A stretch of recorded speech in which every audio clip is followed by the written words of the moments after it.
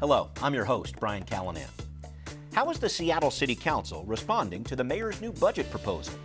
Where can the city find $100 million for communities of color in the midst of the COVID economic crisis? And what changes are coming for the Seattle Police Department? I'm going one-on-one with Council President Lorena González to answer these questions and the ones you're sending in too, next on Council Edition. It is important to members of the BIPOC community to see meaningful reductions in law enforcement. All that and more coming up next on City Inside Out, Council Edition.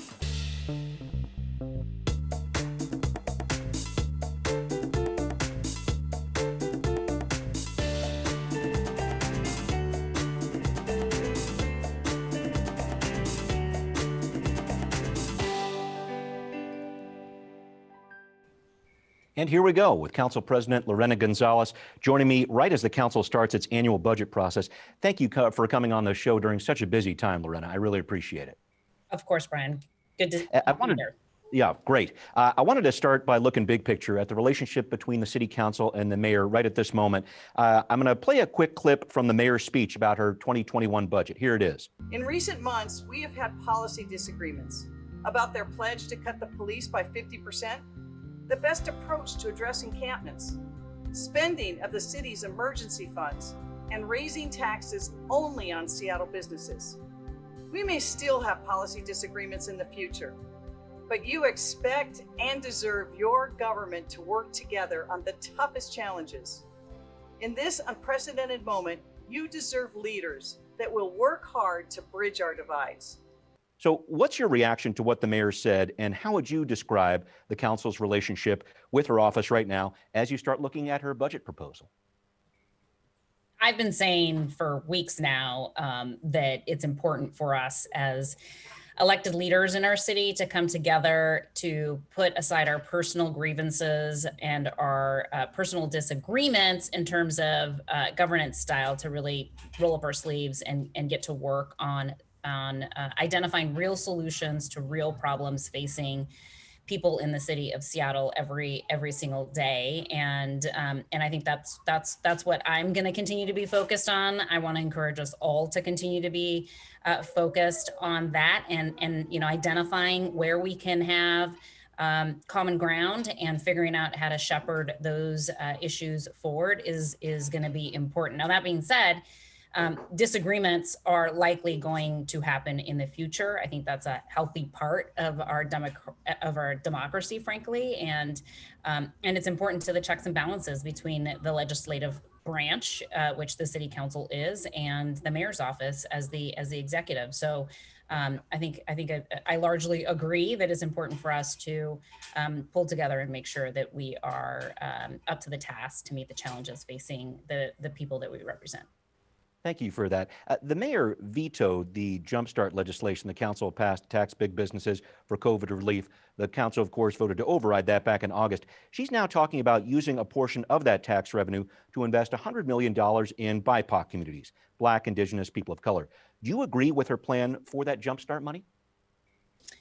I think this is going to be something that's going to be a hot topic for us at the city council. It was always intended that these dollars would be new revenue, not intended to backfill revenue deficits. We know that the needs in our communities are great. People are unable to figure out how to pay for childcare. Hunger rates have gone up in the city. People are struggling to pay the rent. And if we are just using these dollars to backfill needs, then that means we're going to be helping less people. And so we've got to figure out how to deliver on the original intent of the payroll tax, which was for it to be additive to our budget and not a backfill. So all of these issues are going to be debated, discussed in open session by the city council starting today. And I'm really excited to dig into that work to figure out how can we invest in BIPOC communities while also making sure that we are fulfilling the commitment and the intent with the Jumpstart Seattle payroll tax. Got it. I want to come back to the BIPOC plan itself in a moment, but the mayor's plan to draw down reserves for the city significantly, such that there's only about $6 million total left next year in the Revenue Stabilization Fund and the Emergency Fund. we've got this economic outlook that is relatively unstable, I think is the best way you can put it, for 2021. Would you support cutting the reserves that low? Thoughts about that? Listen, there are 4 crises now facing our residents in the city of Seattle. We have a racial reckoning. We have a pandemic, a global public health pandemic. We have an associated economic crisis, and we continue to experience the impacts of climate change through this wildfire smoke and poor air quality in our area. The city council, the entire summer, talked about how we need to get dollars that are available to us out the door now, not tomorrow, because the rent is due literally on the 1st of October. And so for us, we've always had the position that these emergency rainy day funds are intended for exactly this purpose. And so, I acknowledge that this is done with some risk, but also if we do not get serious about spending these dollars, we will end up seeing an incredible increase in the number of people experiencing homelessness and the number of people experiencing housing instability. And we will continue to exacerbate the wealth gaps that exist in the city, particularly for members of BIPOC communities. Got it. Let me jump back to the idea of investing in BIPOC communities. I'm trying to figure out who will represent voices from that community to figure out how this money might be spent. King County Equity now, as you know, is convening its own process, doesn't want to be part of the mayor's plan. I know at the same time the council has set aside $14 million for its own effort to build up community-led organizations. So I'm trying to figure out, how do you reconcile these seemingly parallel processes from the mayor and council so that the city's on the same page and truly connected with the BIPOC community? Yeah. So Brian, you almost got all of that just right. I tried. So the city council did allocate $3 million to the legislative department for purposes of funding a participatory budgeting process. That is what King County Equity now was discussing in their press conference on Monday. So $3 million have been allocated. We are working to set up the process to be able to get that out to communities who are going to lead this community-based research within BIPOC communities about what values the city should be following in order to make a determination about who should be invested in and where should those investments be. So we're handing the reins over to community partners in that area who have experience doing this community research, who will guide us through a budget process in the future.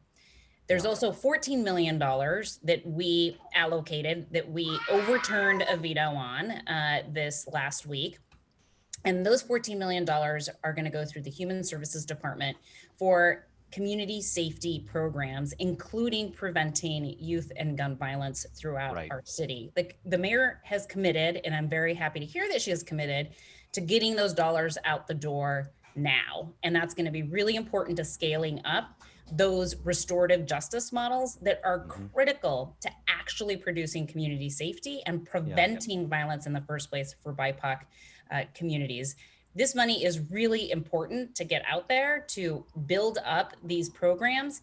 And, I think that the important part here is that community wants a real meaningful seat at the table. They don't want to be told by people who don't understand the struggles of BIPOC community members how to do the work. And that's what our participatory budget is going to do. We're going to follow the lead of community members who are most negatively impacted by a lack of safety in their communities. And it's important for us to create that space and to allow for that work to happen. Thank you for the correction on the numbers. I really do appreciate that. But I just was getting to that bottom line of trying to figure out how do you communicate, don't triangulate. You know what I'm saying? I think you've got this effort from the council, you've got this effort from the mayor, you've got these BIPOC communities in the middle, some of whom don't want to be involved in the process. How do you get them to buy in, to want to be involved in that process?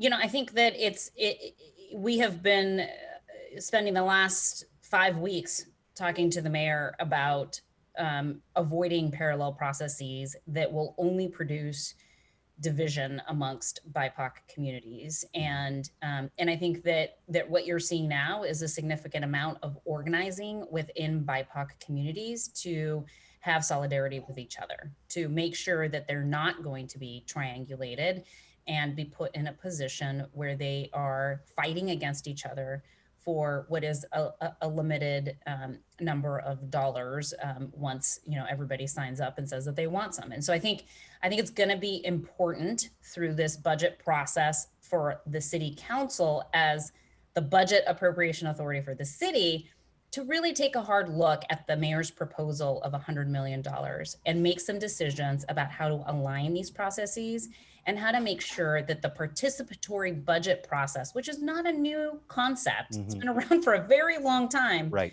How does that participatory budget process that we are funding, that is underway, that will be underway, how is it going to meaningfully influence and direct the expenditure of the $100 million and more over the next several years? Right, and how do you sustain that? We'll get to that in a second, but I did want to make sure we jump to the police budget, which I know is a big question for a lot of different people here. The mayor is talking about letting 20 officers go through attrition, not layoffs. There's also this plan to move 4 police functions out of the department, including the 911 call center. It's about a 12% cut to the SPD budget, as I reckon it. Here's a question coming in from a viewer about this. Are council members still committed to significantly reduce SPD's budget? How do they plan to hold SPD accountable through the SPOG contract negotiations that happened in December 2020? That's the Police Officers Guild, of course.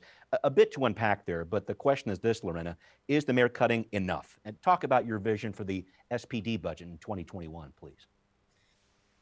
I think it's really important for us as we have this conversation around divesting from law enforcement systems in order to invest in BIPOC communities, that it is important to members of the BIPOC community to see meaningful reductions in law enforcement. And the reason is quite simple. It's that these systems have always been designed and are intended to create harm and trauma to members of the BIPOC community. And so our investments in education, in healthcare, in childcare, in all these systems that create opportunity, those investments are negated if we aren't serious about also reducing the footprint and the harm that is caused by carceral systems like the Seattle Police Department and like our jailing systems. And so we have to take seriously the call for social justice, for a serious look at how we reduce badge and gun jobs at the Seattle Police Department and how we take away things that they should have never been assigned in the first place. And eventually we'll get to a place where we are looking at just core law enforcement services of the police department. I don't know exactly where that lever should or needs to be, but I think it's important for us to make sure that we have an inclusive, transparent process centering the voices of those most negatively impacted by carceral systems in this discussion and in the decision making. And then we will know after all of that community engagement exactly where the reduction should be and where the investments should go. Thank you for that. I'm going to get a little bit more granular with you if I can, Council President González. There's one cut the mayor did not promote. That was a cut to the navigation team, which connects with homeless people. Police officers on that team have worked on clearing out unsanctioned encampments. We're expecting another announcement, I know, from the mayor soon about this group, but I want your general outlook. Do you want the city to have a nav team? And if not, how does the city deal with unsanctioned encampments? I think we've gotten too obsessed with what the model is. And I would say that for me, it is pretty clear that the navigation team's core purpose is to sweep encampments across the city. That is not what I believed the original purpose of the navigation team was. The navigation team's original purpose was to connect with people experiencing homelessness and to literally navigate them to something better. The corner across the street is to a different unsanctioned encampment is not something better. That is not where we want people navigated to. They have a 6% success rate in placing people in shelter or something other than an unsanctioned encampment. So it's not working. What we do know works is intensive investments in homelessness outreach and engagement to meaningfully develop these relationships with people and to connect them immediately with something better than a different unsanctioned encampment. And those dollars still exist in the city budget, and we have structures in place for that that are subjected to performance results and performance standards that the city council passed several years ago. And that's where we're seeing 96% success rates in terms of transitioning people from unsanctioned encampments to tiny villages, to shelters, to permanent supportive housing, to transitional housing.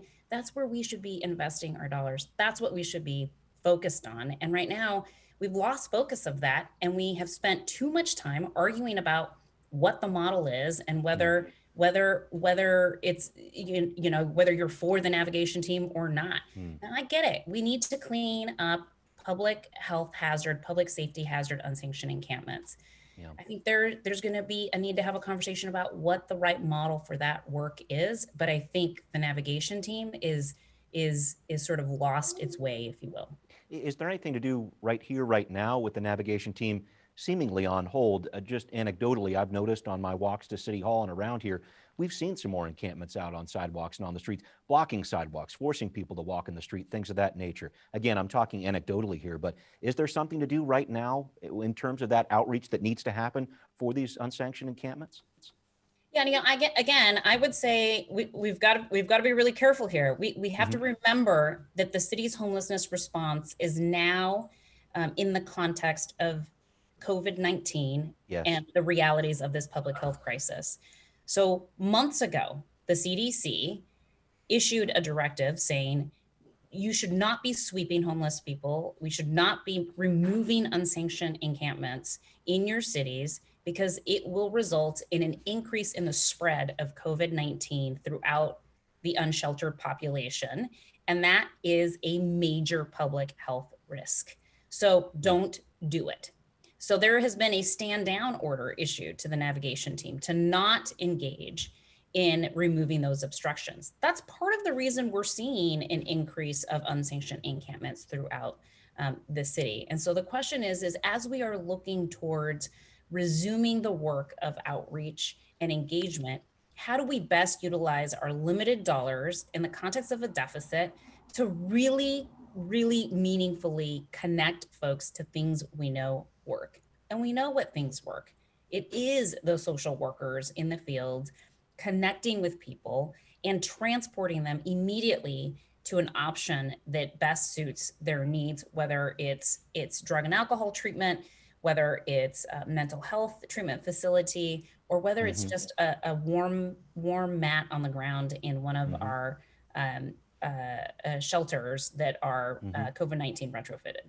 Right. And we'll touch on homelessness, and I'll come back to police and public safety in just a second here. I know our city's investment in homelessness, the mayor's talking about this in her budget proposal, wants to expand it by $26 million, more money for shelter services. I'm trying to figure out where those dollars for the homelessness budget should be spent. I know there's been a lot of talk within the city council with regard to congregate shelters, maybe not the best model going forward. Some thoughts about that, please.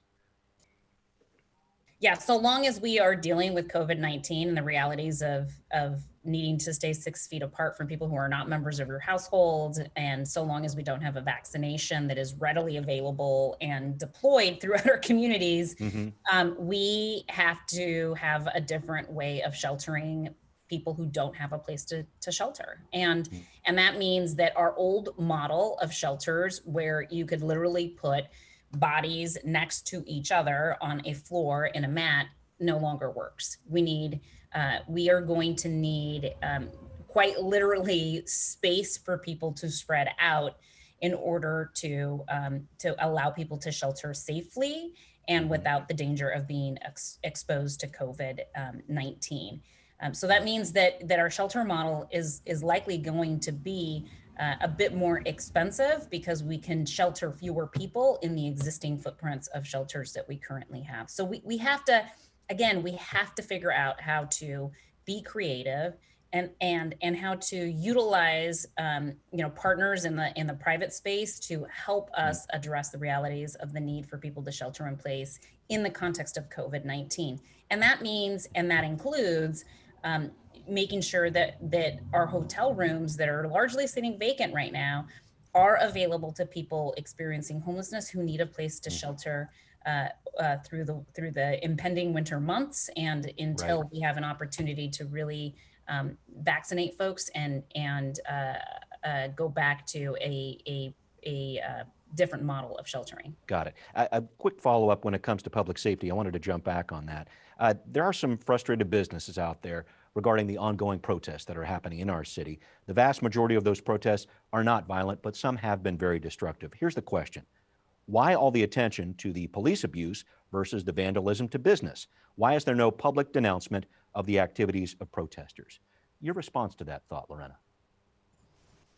I think that's just not accurate perception. Several council members on the city council have continued to say that that violence on the streets and that vandalism of properties throughout the city is absolutely unacceptable, and that it is a distraction from the underlying cause that is leading to a vast majority of people marching every day, and that cause is the ongoing intergenerational oppression of Black, Brown, and Indigenous peoples throughout our community. It is a action against the unnecessary killing of unarmed Black men and women in our city and throughout the nation. And that's what these protests are about. And again, when we don't stay focused on what is at stake here, then that's when we make it all too easy to get into a debate about protest tactics when this has nothing to do about protest tactics. It literally has to do about the lives and the bodies of unarmed Black, Brown, and Indigenous people who are being killed by the government, by law enforcement, by people who are intended to protect those community members. That is what this civil rights movement is about. That's what we have to continue to be focused on. And if we truly believe that Black lives matter, then we have to be willing to take a hard look at the systems that many of us benefit from at the expense of the life of others. Got it. I wanted to make sure we took this with a little bit of a bigger picture here, if I could, Council President González, because Seattle's struggles with public safety and police reform are certainly not happening in a bubble. Issues going on nationwide. More than a dozen police chiefs, not just Carmen Best here, more than a dozen police chiefs have either left their jobs or been let go since the George Floyd protests. Renee Hall, the first Black woman to lead the Dallas Police Department, resigned a few weeks ago. What does that tell you about what's happening in our country?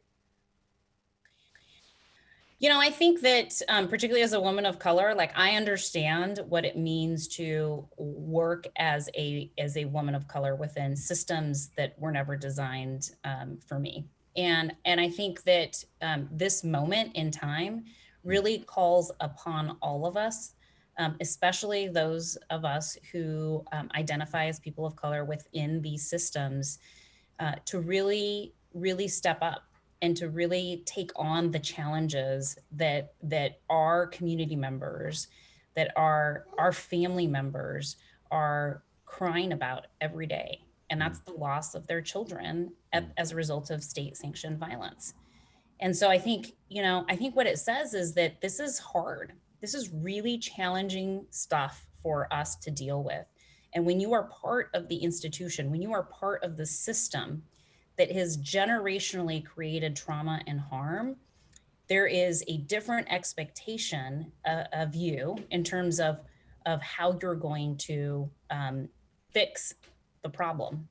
And that's a challenge that not everybody is up to the task for. And I think that has resulted in many people who are at the head of these agencies and these departments across the country making their own choices that this is not the moment for them, and that they'd rather, go do something different that might be better suited for them. And that's their personal choice. But for the rest of us who stay here and who are in it for the long haul, it's important for us to stay focused again at why we are in this racial reckoning, why it is incumbent upon us to take a hard, serious look at police budgets and carceral system budgets, and why it's important for us to do that now. Yeah, a lot more going on than just a budget, that's for sure. And a note to our viewers, I highly recommend the Budgeting with Lorena series of video messages on Twitter. A quick question though, do you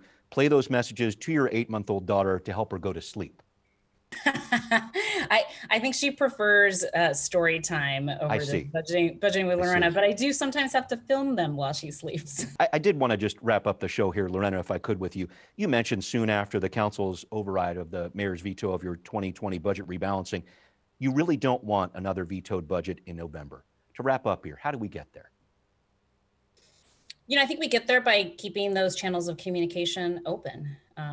We have a lot of really pressing and important issues that we're struggling with at the city as elected leaders, and it'll be important for us to keep those channels of communication open between city council members, but also between council members and Mayor Durkan, to make sure that her priorities are also included and baked into the city's final budget. I think it's possible. I think we have much more in common than not in terms of where we want to end up. But it is on these few handful of issues where we really profoundly disagree that we will have to raise to the occasion to challenge ourselves to have open, honest conversation with each other, and to reconcile differences, and to acknowledge if differences can't be resolved, and be willing to move forward without throwing the baby out with the bathwater. A long budget process ahead going through the end of November. Thank you very much, Council President Lorena González, for being on the show. My pleasure. All right, and thanks everybody for watching. We'll see you next time on Council Edition.